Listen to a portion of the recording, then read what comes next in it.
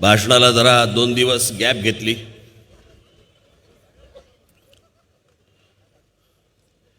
म्हटलं जरा 2-3 दिवस मुख्यमंत्र्यांना पण जरा शांतपणे झोपू देत.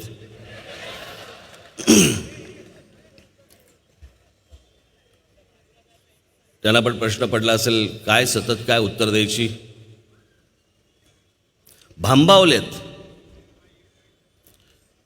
समजत नाही त्यांना की काय उत्तर द्यायची.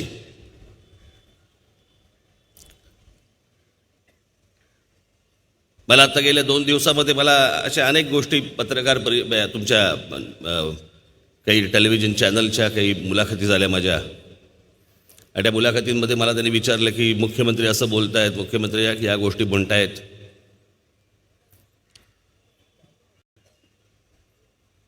माझी स्क्रिप्ट बारामतीहून आली आहे.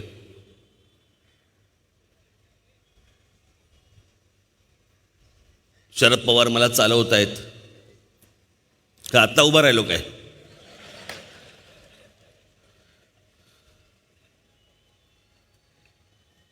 मी जे या लोकांना गेल्या माझ्या सगळ्या सभांमध्ये खोटं बोलून ठेवले की त्यांना समजत नाहीये भाजपवाल्यांना आता हे सगळं ह्याचं समर्थन करायचं कसं, या गोष्टी बोलायच्या कशा. आणि मग त्याच्यावरती उत्तर देता येत नाही. मग ती उत्तर देता येत ना, मग काय करायचं? मग हे असल्या काहीतरी गोष्टी बोलायच्या. यांना हे चालवतायत, त्यांना ते चालवतायत, यांना ह्या गोष्टी करतायत. आता म्हणे काहीतरी त्या माझ्या जुन्या क्लिप्स आता म्हणे काहीतरी त्या बाहेर काढतायत. जेव्हा मी काँग्रेसवरती टीका केली होती, हो केलीच होती.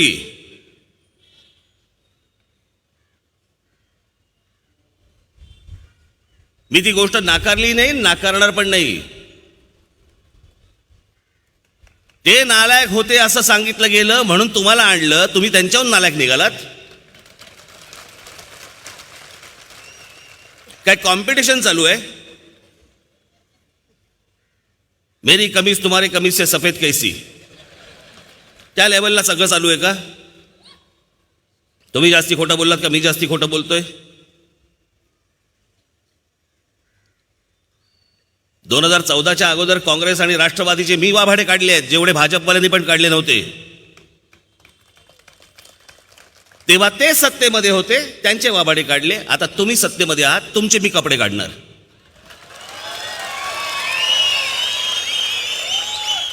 मग मी त्या दिवशी मी बोललो नाही का, मेळाव्यामध्ये बोललो मी आपल्या. मी म्हणे कोण तर म्हणे शरद पवारांचा पोपट आहे. चला कपडे आम्ही यांचे काढले आणि ह्यानं आमचा पोपट दिसला.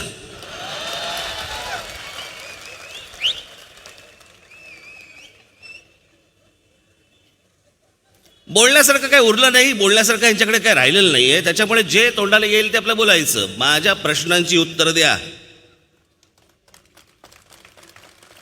हा देश जे प्रश्न विचारतोय त्याची उत्तर द्या.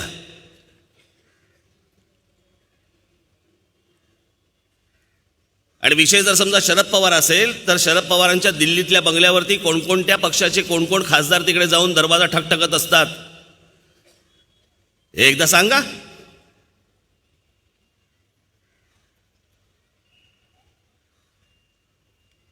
बरं लांब कशाला जा.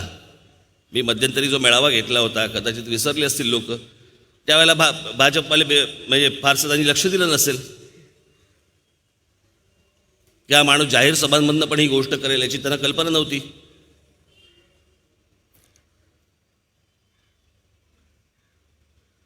मी आता 19 मार्चच्या माझ्या आपल्या मेळाव्यामध्ये मी एक क्लिप दाखवली होती नरेंद्र मोदींची, की हेच नरेंद्र मोदी 2014च्या निवडणुकीमध्ये बारामतीमध्ये काय बोलत होते आणि 2014ची निवडणूक संपल्यानंतर जेव्हा हेच नरेंद्र मोदी बारामतीमध्ये गेले त्यावेळेला हेच नरेंद्र मोदी त्याच शरद पवारांबद्दल काय बोलत होते. तुम्हीच बघा. ये बारामती की रैली देख लीजिए, हवा का रुख क्या है पता चल जाएगा. चाचा भतीजे का क्या होगा. ये मेरा जनसागर दूसरी आजादी की लड़ाई लड़ रहा है, उसे यहां चाचा भतीजे से आजादी चाहिए। ऐकलत? दुख तो इस बात आता का है है कि क्रिकेट के संबंध में तो आए दिन बयान देने के लिए उनको फुर्सत है, लेकिन मरते हुए किसान के लिए चिंता करने के लिए उनको फुर्सत नहीं है। थांब जरा. क्रिकेटमध्ये लक्ष घालतायत, पण आत्महत्या करणाऱ्या शेतकऱ्यांबद्दल त्यांना काही वाटत नाहीये. काका आणि पुतण्या यांचं साम्राज्य बारामतीमधनं उद्ध्वस्त केलं पाहिजे, काढून टाकलं पाहिजे. बारामतीसाठी म्हणून ही दुसरं स्वातंत्र्य आहे. ऐकलत ना? ऐकलत की नाही? आता पुढे लाव. अमल करो ऐसा अमन में, जहां से गुजरे तुम्हारी नजरें वहां से तुम्हें सलाम है। आज शरद राव जी का जीवन देखते हुए लगता है कि जहां भी उनकी नजर गुजरेगी सब दूर से उनको सलाम आएगी।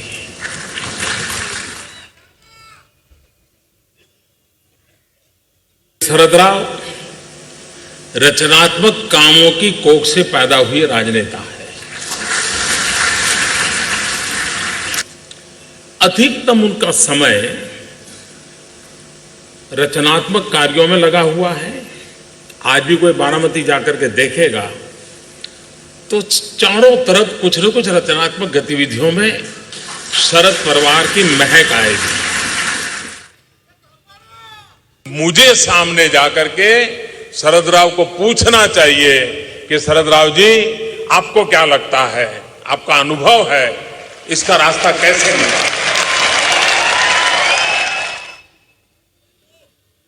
उस भूमिका को मैं हमेशा महत्व देता आया हूं। और जैसे भी शरद राव जी बता रहे थे कि मैंने उनको गुजरात बुलाया था, हकीकत तो वो दिखा करके मैं उनसे जानना चाहता था कि अभी कुछ कमी रह गई तो मुझे बताइए, मैं ठीक करना चाहता, मैं सीखना चाहता। और बहुत लोग, कम लोगों को मालूम होगा, ऐका शायद महीने में 2-3 बार मेरी और शरद राव की बात न हुई हो, ऐसा कोई महीना नहीं गया होगा।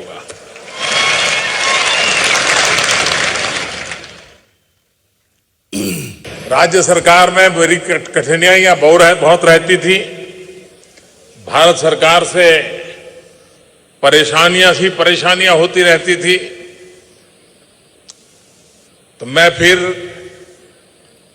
शरद राव को बीच में डालता था और वे भी दलगत राजनीति से ऊपर उठ करके केंद्र सरकार का राज्य से कैसा रवैया होना चाहिए उसकी उत्तम भूमिका अदा करते थे। और मैं आज बारामती में उनके उस योगदान के लिए सार्वजनिक रूप से अभिनंदन करना चाहता हूं।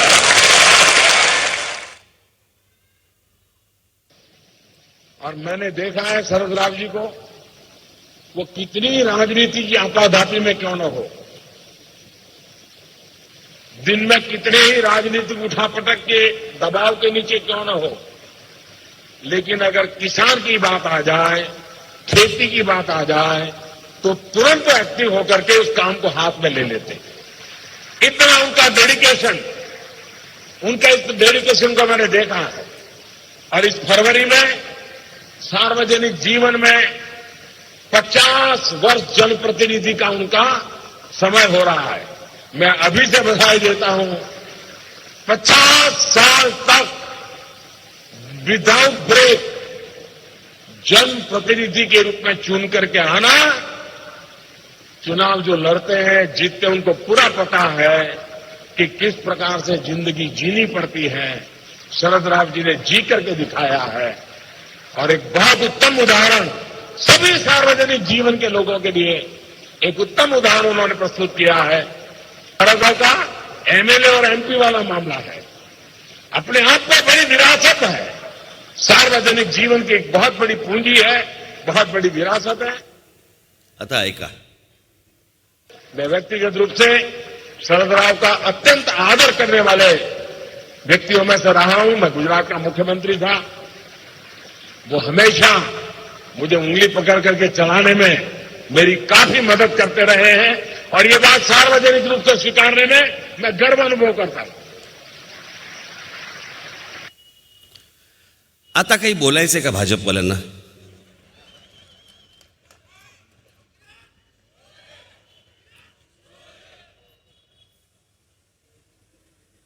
त्यांचं बोट धरून मी या सगळ्या गोष्टी शिकलो असं जर समजा पंतप्रधान देशाचे सांगत असतील, हे आरोप माझ्यावर करतायत,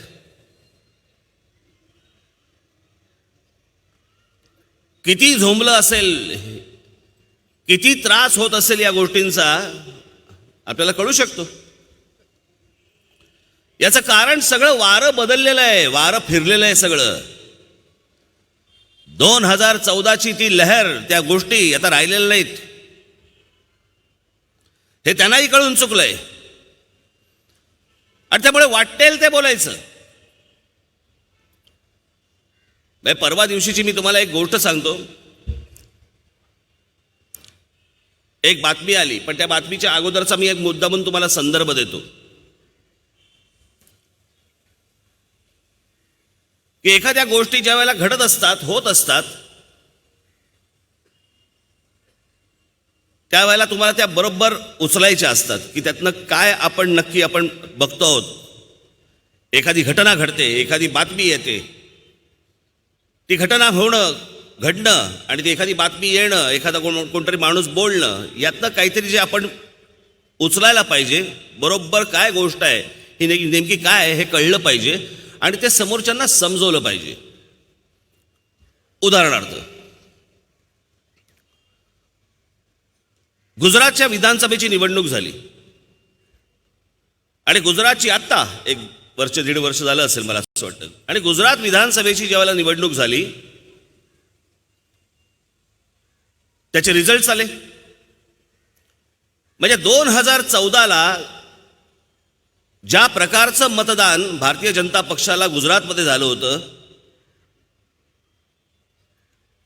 ते मतदान जर समजा आपण पाहिलं, त्याचा विचार जर समजा आपण केला, तर ह्या गेल्या विधानसभेला भारतीय जनता पक्षाच्या 165 जागा यायला पाहिजे होत्या विधानसभेला, त्यांचे आमदार यायला पाहिजे होते. आले किती? 99. काँग्रेस साधारणपणे 81-82 पर्यंत वाढली.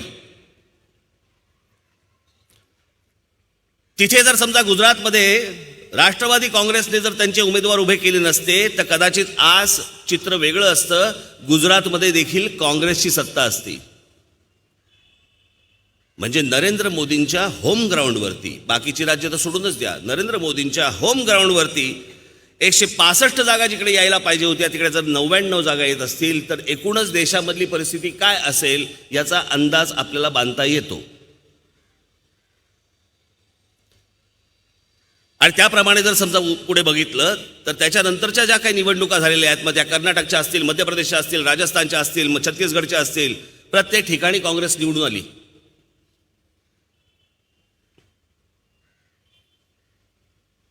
साधारणपणे एखाद्या बातमीचा जर समजा तुम्ही कानोसा घेतला आणि त्याच्यावरती जर विचार केला, तर तुमच्या असं लक्षात येतं की हे नक्की हे प्रकरण काय आहे. आत्ताच काल परवाकडे आलेली एक महत्वाची बातमी, मला माहिती नाही की त्या वर्तमानपत्रांमध्ये किंवा चॅनल्समध्ये त्या बातमीचं ॲनालिसिस झालं की नाही नीट. आणि ती बातमी आहे, मुकेश अंबानी यांनी दक्षिण मुंबईतल्या मुरली आपला तुमचा मिलिंद देवराला जाहीर पाठिंबा दिला.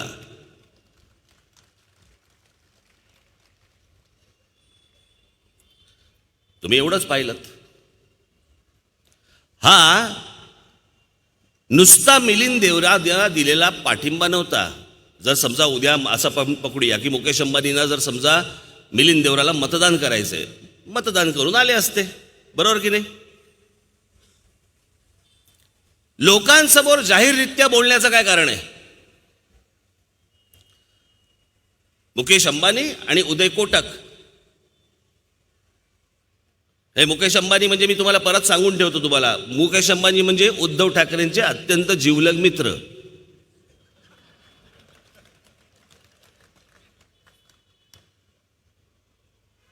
हे मुकेश अंबानी आणि उदय कोटक एक इंडस्ट्रियलिस्ट, या देशामधला सगळ्यात मोठा सर्वात पॉवरफुल अशा प्रकारचा एक उद्योगपती जाहीररित्या सांगतो की मी मिलिंद देवराला म्हणजे काँग्रेसला मतदान करणार आहे. हे दक्षिण मुंबई पुरता नुसता मर्यादित विषय नसतो, हा देशाला मेसेज असतो. हे देशाला सांगणं असतं की भारतीय जनता पक्षाचं सरकार चाललेलं आहे, भारतीय जनता पक्ष पुन्हा सत्तेवरती येणार नाही, मोदी परत पंतप्रधान होणार नाहीत. नाहीतर मुकेश अंबानी जाहीररित्या अशा प्रकारचं स्टेटमेंट त्यांनी केलंच नसतं, अजिबात केलं नसतं. मला आजपर्यंत कधी आठवत नाही, इतक्या वर्षात मला आजपर्यंत कधी आठवत नाही की कुठच्या उद्योगपतीने जाहीररित्या कुठच्या तरी राजकीय पक्षाला जाहीर पाठिंबा दिलाय, बोलून दाखवलंय. आजपर्यंत मला आठवत नाही. आणि विरोधाभास बघा काय, इथे मुकेश अंबानी सांगतायत की मी काँग्रेसला मतदान करणार आहे,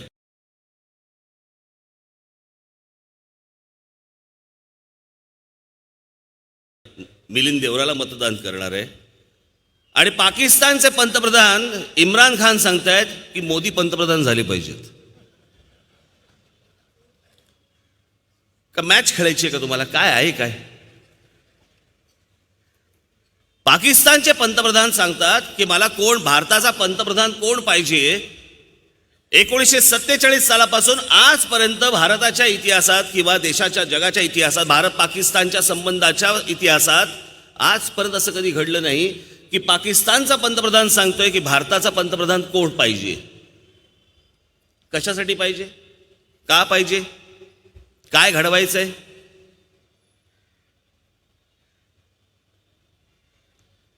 बाबांनो, हाच माणूस निवडणुकीच्या अगोदर तुमच्या सगळ्या देशासमोर आले आणि म्हणाले 56 इंचाची माझी छाती आहे.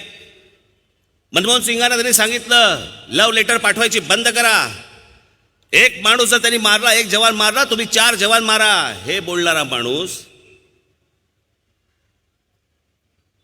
पंतप्रधान झाल्यावरती बदलला. पंतप्रधान झाल्या त्याच्या शपथविधीला हेच नरेंद्र मोदी पाकिस्तानचे तेव्हाचे पंतप्रधान नवाज शरीफांना प्रमुख पाहुणे म्हणून बोलवता. काय वाटलं असेल त्या जवानांच्या कुटुंबियांना? हे ज्या वेळेला बोलत होते त्यावेळेला त्या जवानांच्या कुटुंबियांना वाटलं असेल एक आधार आला. पण जे काँग्रेसच्या काळात मनमोहन सिंगांनी पण जे केलं नाही ते नरेंद्र मोदींनी केलं. विमानातनं कुठून तरी येत असताना त्यांच्या लक्षात आलं की आज नवाज शरीफांचा वाढदिवस आहे.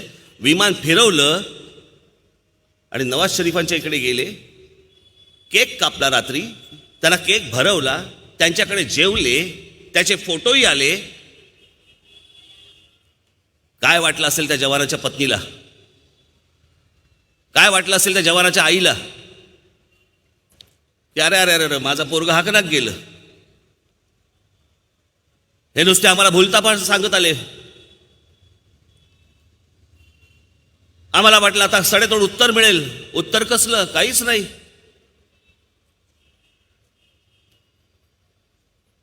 अख्खी 5 वर्ष या माणसाने नुसता खोटा प्रचार केला, खोटा प्रचार, खोट्या गोष्टी सांगत राहिले, खोट्या गोष्टी.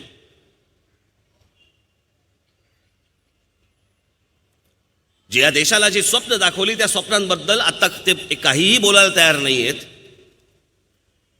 हाताला जे लागेल त्याच्यावरती आता ते त्यांच्या निवडणुकीचा प्रचार करतायत. परवा दिवशी श्रीलंकेमध्ये बॉम्ब ब्लास्ट झाला तर त्याच्यावरती बोलायला लागले आतंकवाद संपवण्यासाठी म्हणून भाजपला तुम्ही मदत करा. वा, जर आपण आकडेवारी जर नीट पाहिली तर नरेंद्र मोदींच्या कार्यकाळामध्ये सर्वाधिक जवान आमचे मारले गेलेले आहेत.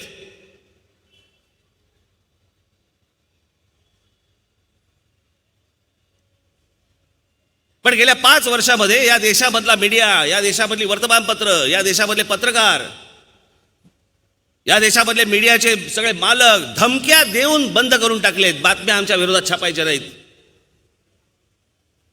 आकडे बाहेर येता कामा नाहीत. अहो, कुठपर्यंत खोटा प्रचार करतात? म्हणजे ह्यांचे हे जी सगळीची लावारीस कार्टी आहेत ना, IT सेल मधली,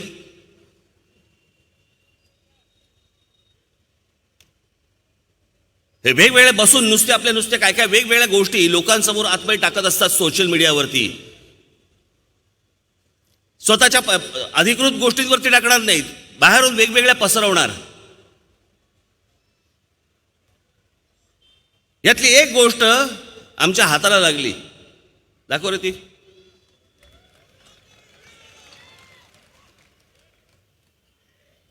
मोदी फॉर न्यू इंडिया, गरीबों को एक बेहतर जीवन देना मोदी जी के लिए एक नारा नहीं अभिमान है. कांग्रेस सिर्फ गरीबी हटाओ का नारा दे सकती है, कुछ कर नहीं सकती. पिछले 3 साल में 7.5 करोड़ लोग गरीबी से बाहर आए. फोटो बघताय, बाजूला एका फॅमिलीचा फोटो बघताय. बोलव रे त्यांना.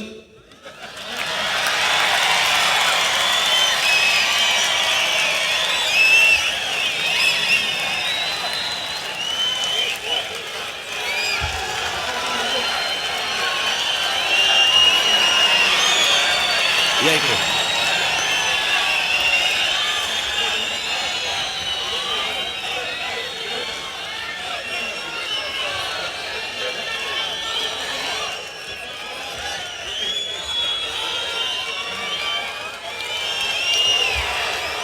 यांचा स्वतःचा घरातला त्यांचा फॅमिलीचा फोटो जो त्यांनी फेसबुकवरती का कुठेतरी त्यांचा टाकला, तो उचलला आणि त्याच्यावरती मोदींचा फोटो छापून बाहेर स्प्रेड करतायत.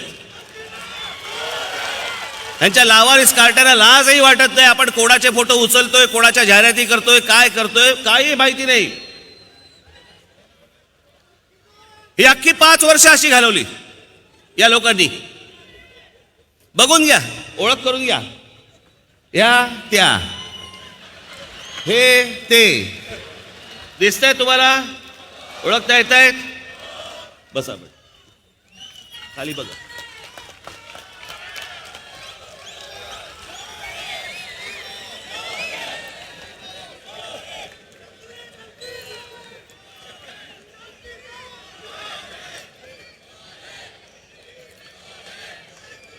किती खोटा प्रचार करायचा या माणसा, काय मर्यादा आहेत की नाही हो? बरं, हे एक साधं उदाहरण आपल्याला एक साधं सापडलं, अशी केवढी असतील.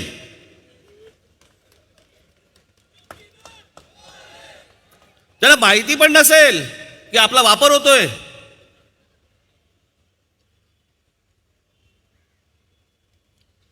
या गोष्टी करण्यासाठी या देशाने तुमच्या हातामध्ये बहुमत दिलं.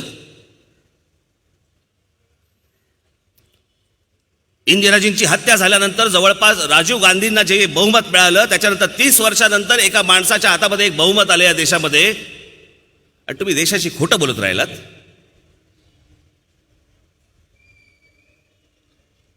काय आवश्यकता होती का? मला जरा सांगा. या देशाने तुम्हाला भरभरून सगळ्या गोष्टी दिल्या होत्या, हातामध्ये सगळ्या गोष्टी दिल्या होत्या. खोटं का बोलत राहिलात? मी त्यादिवशी माझ्या महाडच्या सभेमध्ये बोललो ना, ही 2 माणसं मला जी भेटायला आली, हे इथे मेक इन इंडियाचं एक मोठं, तिकडे मुंबईमध्ये काय काय केवढं केलं होतं, मोठं एक्झिबिशन, तिकडे बँकांचे स्टॉल, इतर सगळ्या गोष्टी, आणि अख्खी सगळी सरकारी यंत्रणा कामाला लावली होती की जा पकडून आणा, MOU करायचेत, MOU बनवायचेत. अशी मला आपल्या कोकणामध्ये चिपळूणचे 2 जण मला भेटली.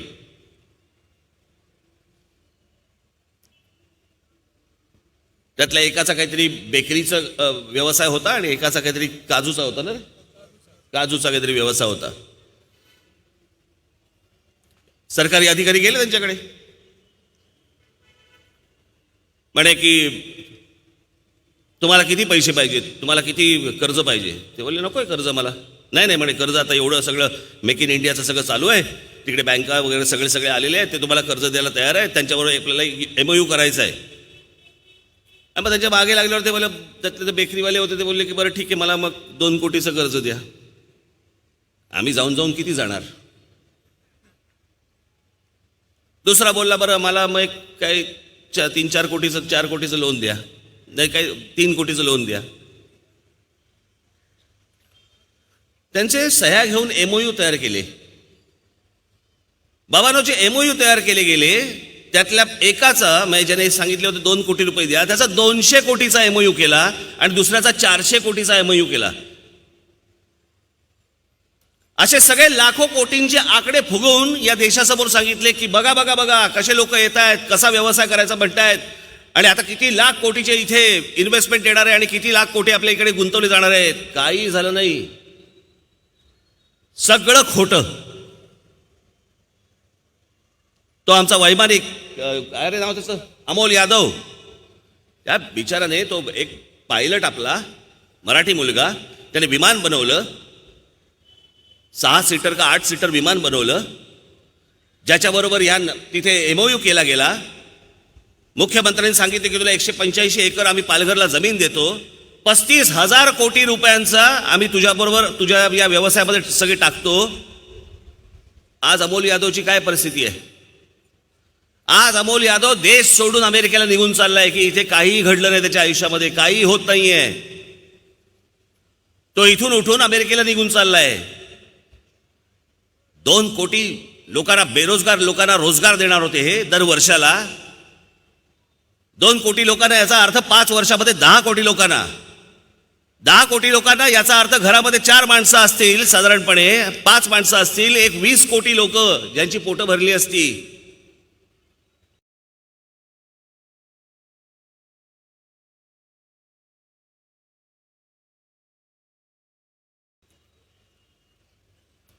ज्याच्या हातामध्ये बहुमत दिलं तो माणूस खोटं बोलत राहिला.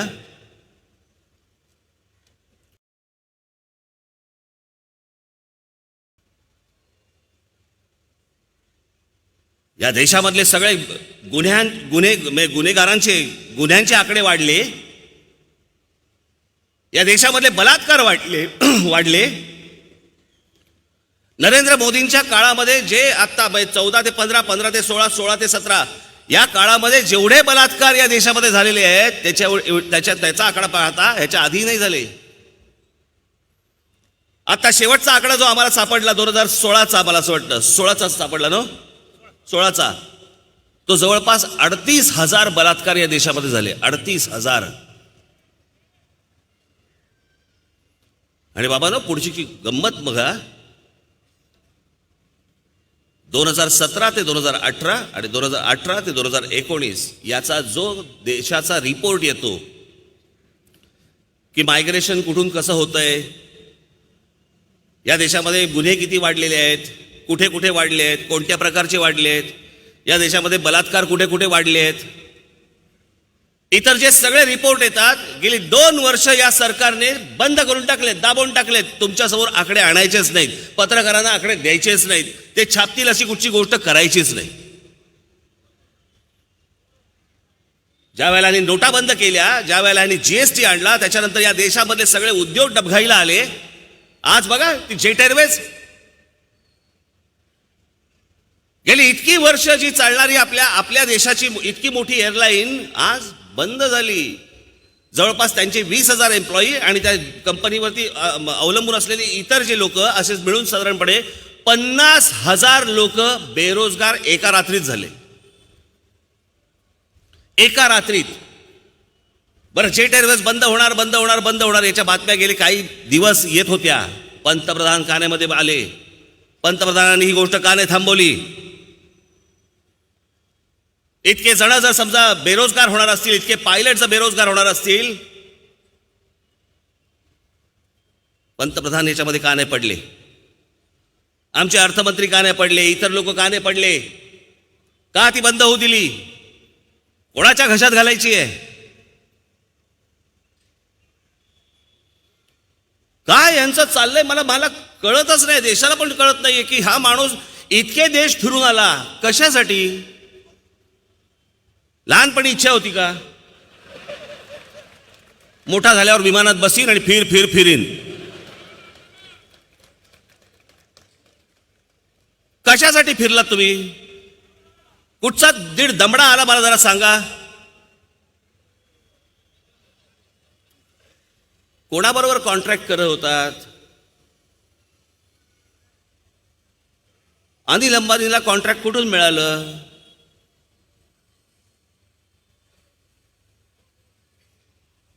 आपली कुठची कंपनी? HIL ना?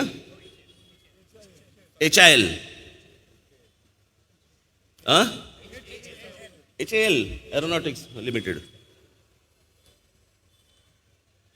ज्या कंपनीकडे भारताची कंपनी, देशाची सरकारी कंपनी, ज्यांच्याकडे इतके लोक कामाला आहेत की जिकडे हे सगळे आजपर्यंत सगळे विमान आणि इतर सगळ्या गोष्टी तिकडे बनत होत्या, त्यांना काही न देता आज त्यांच्याकडे काम नाहीये. पण ज्या माणसावरती 1,20,000 कोटीचं कर्ज आहे त्याला आमच्याकडे राफेलचं कॉन्ट्रॅक्ट दिलं जातंय. जे विमान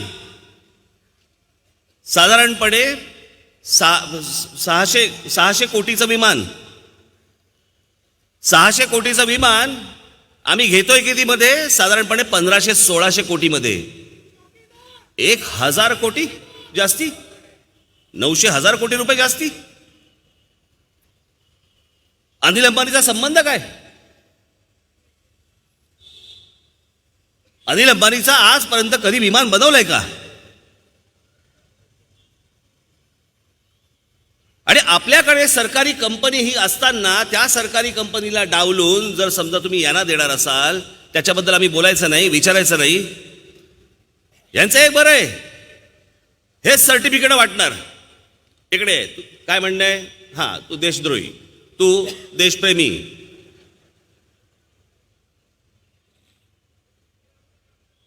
मग इतके जवान मारले जात असताना ज्या वेळेला तुम्ही नवाज शरीफांच्या कडे जाऊन ज्या वेळेला केक कापता आणि त्याला केक ज्या वेळेला भरवता, आम्ही तुम्हाला काय म्हणायचं? देशद्रोही म्हणायचं का देशप्रेमी म्हणायचं?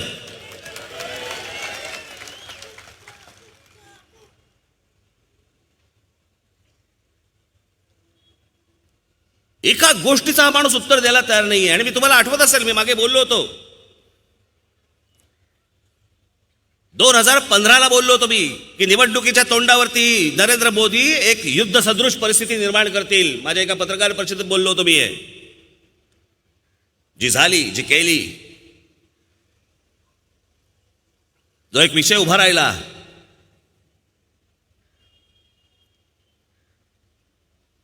ज्या पुलवामामध्ये आमचे 40 जवान शहीद झाले, एक RDX ने भरलेली गाडी आली आणि ती आमच्या जवानांची एक गाडी उडवून दिली. 40 जण एका क्षणात मेले, एका क्षणात शहीद झाले. पुढे काय सांगितलं गेलं? तिकडचे राज्यपाल काय सांगतात, काश्मीरचे काय, त्यांनी काय सांगितलं होतं? इंटेलिजन्स फेल्युअर आहे म्हणे. इंटेलिजन्स फेल्युअर तुम्हाला अगोदर कळवलं होतं, यांना अगोदर सांगितलं होतं की ज्या रस्त्याने या गाड्या जाणार आहेत तो रस्ता पहिल्यांदा नीट व्यवस्थित सॅनिटाईज करा, तिथे बॉम्ब ब्लास्ट होण्याची शक्यता आहे. आहे का रे ती नोटीस? दाखव. हे बघा, हे खाली लिहिलं त्यांनी. आणि काय IED म्हणजे हे त्यांचं ते काय RDX वगैरे सारखे बॉम्ब असतात, त्याच्यासाठी तो वापरलेला तो शब्द आहे की पहिल्यांदा तुम्ही तो रस्ता सगळा क्लीन करून घ्या, साफ करून घ्या. नाही ऐकले. त्यांना हेही सांगितलं होतं की ते काय CRPFचे जे जवान जाणार आहेत त्यांना तुम्ही एअरलिफ्ट करा, हेलिकॉप्टरने पाठवा. हेही अगोदर सांगितलं गेलं होतं, नाही केलं गेलं. त्यांना गाडीनेच पाठवलं आणि तो ब्लास्ट झाला. ते गेले.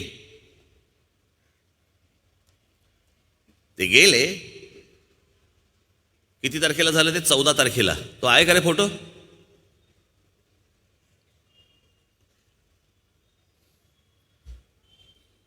तो नाही, मोदींचे कपडे घातलेला.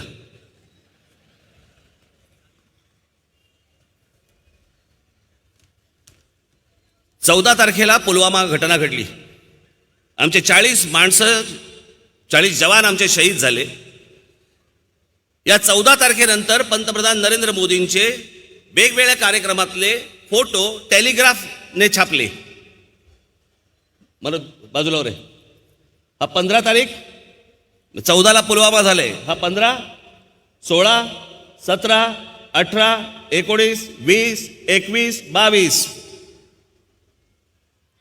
20चा फोटो बघा.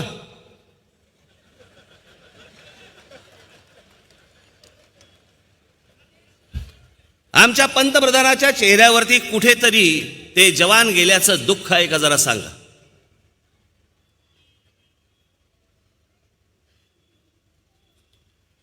एका तरी फोटोमध्ये तुम्हाला कुठेही हा माणूस दुःखी दिसतोय का सांगा. कपडे बघा. म्हणून मी त्या दिवशी म्हटलं ना, हे असले कपडे घालून फिरणारा आमचा पंतप्रधान असेल तर हा फकीर कसला, हा बेफिकीर.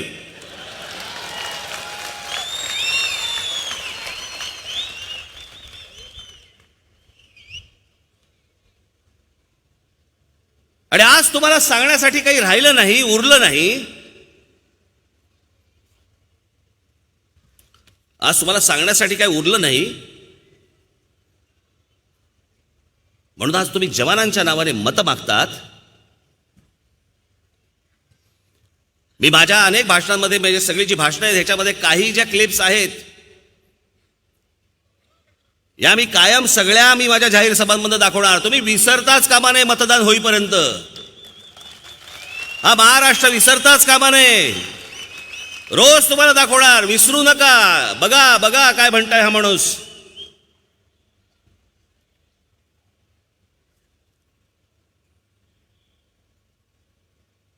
आज पुलवामामध्ये शहीद झालेल्या जवानांच्या नावाने हे मतं मागतायत.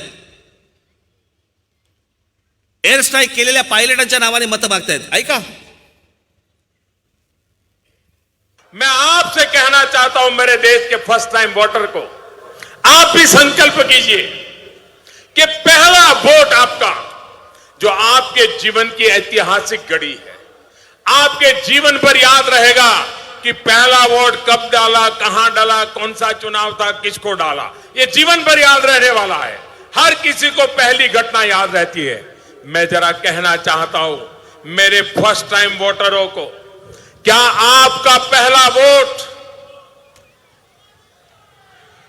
पाकिस्तान के बालाकोट में एयर स्ट्राइक करने वाले वीर जवानों के नाम समर्पित हो सकता है क्या? मैं मेरे फर्स्ट टाइम वोटर से कहना चाहता हूं कि आपका पहला वोट पुलवामा में जो वीर शहीद हुए, उन वीर शहीदों के नाम आपका वोट समर्पित हो सकता है क्या?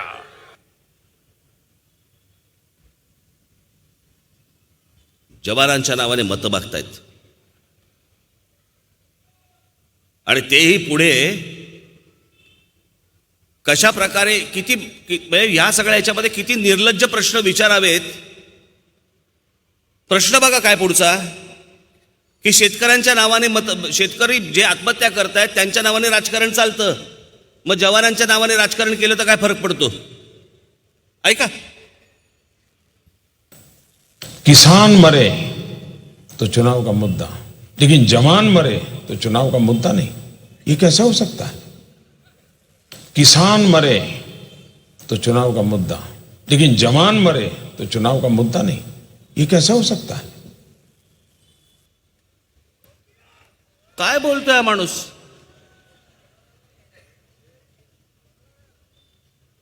आणि एखाद्या सरकारमध्ये ज्या वेळेला शेतकरी आत्महत्या करतात त्यावेळेला विरोधी पक्ष प्रश्न विचारतो की इतक्या आत्महत्या कशा झाल्या.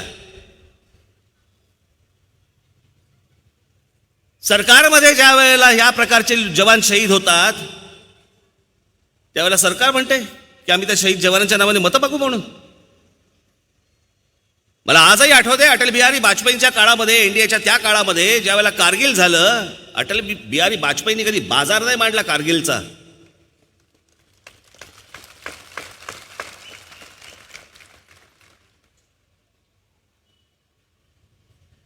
आज काय या दोन माणसांनी देशाची परिस्थिती करून ठेवली हो.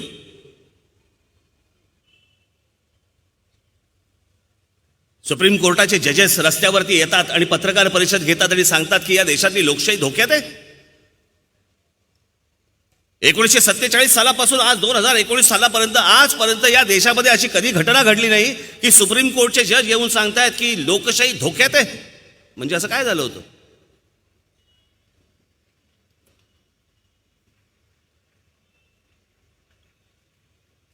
या देशामध्ये एका जजचा खून होतो.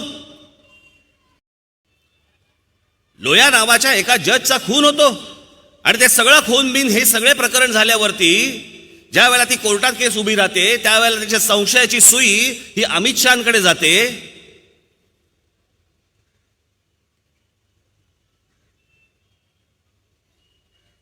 काय बोलायचं हो या देशाला?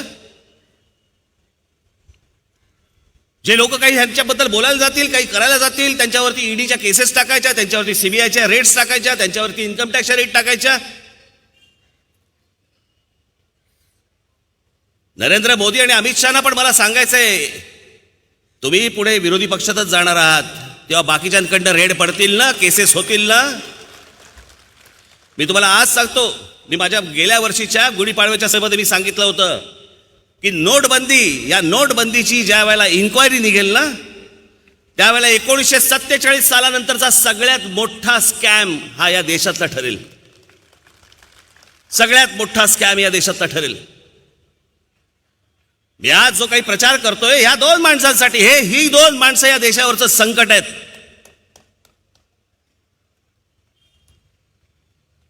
मी भारतीय जनता पक्षाला मत देऊ नका सांगतोय कारण त्यांना मत देणं म्हणजे या दोघांना मत देणं. युतीमधला शिवसेना हा त्यांचा जो पक्ष आहे, बरोबरचा पक्ष आहे, त्यांनाही मत का देऊ नका म्हणजे त्यांना मत देणं म्हणजे ह्या दोघांना मत देणं आहे.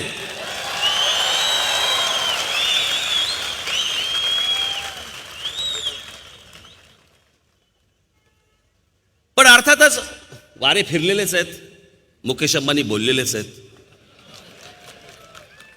त्याच्यामुळे ह्या गोष्टी आता क्लिअर झालेल्याच आहेत. मला आपल्याला सगळ्यांना एवढीच गोष्ट सांगायची आहे. मी त्या दिवशी माझ्या गुढीपाडव्याच्या सभेमध्ये मी म्हटलं होतं, काळजावरती दगड ठेवा, परंतु ही माणसं दोन परत या देशाच्या राजकीय क्षितिजावरती तुम्हाला आपल्याला दिसता कामा नयेत. ही या देशाला धोका आहेत. ही निवडणूक ही या देशामध्ये लोकशाही राहणार का या देशामध्ये हुकुमशाही येणार याच्यासाठीची निवडणूक आहे. तुम्हाला या देशामध्ये जर लोकशाही टिकवायची असेल त्यांना सर्वांना बाजूला करणं आत्ताच गरजेचं आहे. आणि त्याच्यासाठी म्हणून मी या प्रचारसभा घेतोय, प्रचारसभा करतोय. माझी उद्या भांडुपला सभा आहे, त्याच्यानंतर पनवेलला आहे, त्याच्यानंतर शेवटची सभा माझी नाशिकला आहे. पण आज मी तुम्हाला एवढंच सांगण्यासाठी आलेलो आहे की ह्या सगळ्या गोष्टी विसरू नका. मतदानाच्या दिवशी तुम्ही विसरू नका की हे संकट या देशावरचं दूर हो, एवढीच फक्त मी एक ईश्वरचरणी प्रार्थना करतो आणि आपणा सर्वांची मी रजा घेतो. धन्यवाद. जय हिंद, जय महाराष्ट्र.